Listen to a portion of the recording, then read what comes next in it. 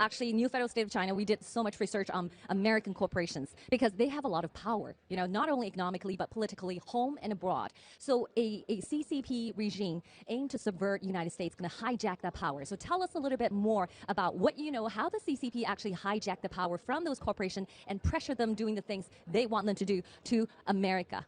Well, American corporations were desperate to get into Chinese markets, both to sell and to get cheap manufacture. And so Intel and Apple and other companies just absolutely have very woke politics here in the United States, but don't apply them to China. They ignore the facts of slave labor camps. They ignore the facts of forced labor. They ignore all of those realities to get into those markets. And as a result, I mean, consider BlackRock, one of the giant investment houses. Larry Fink's the CEO. In America, they're anti-carbon. They want to get away from reliable energy and move toward wind and other nonsense. And so they pushed Exxon to divest, this is just one example, divest from an energy play in Vietnam.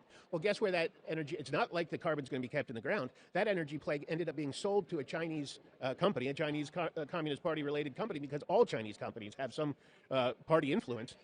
And so the same carbon is going to be put out into the air, probably less cleanly than Exxon would have done it.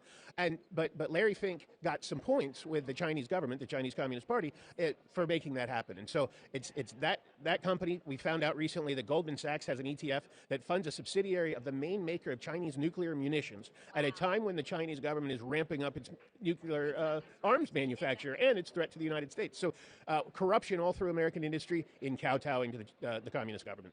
Oh, wow. That's an awesome job that you did. You dig all those information. I think every American needs to know that. So now it comes to the solution. Okay, so how do we stop that? How do we stop the American sellouts to continue to put the CCP, the Chinese Communist Party, on life support when they actually attacking you, invading you, your airspace using the spy balloon? So what is the solution here? Well, I mean, obviously the Department of Defense has to be better at protecting American airspace from balloons and from everything else. What we do is shareholder activism, is right-of-center activism against corporations to try to get them back to their fiduciary duties and not kowtowing to enemy governments, amongst other things. And other Americans can be involved in that, but we also need to see at the state and federal level legislation that begins the decoupling process, that takes us, the United States cannot be in a position where it's reliant on Chinese manufacturers and therefore has to bend itself to the Chinese Communist Party's will. And so we need to work against that at the state and federal level. I expect it's going to require a new White House because we know from the Hunter Biden disclosures that this is a compromised White House in that way.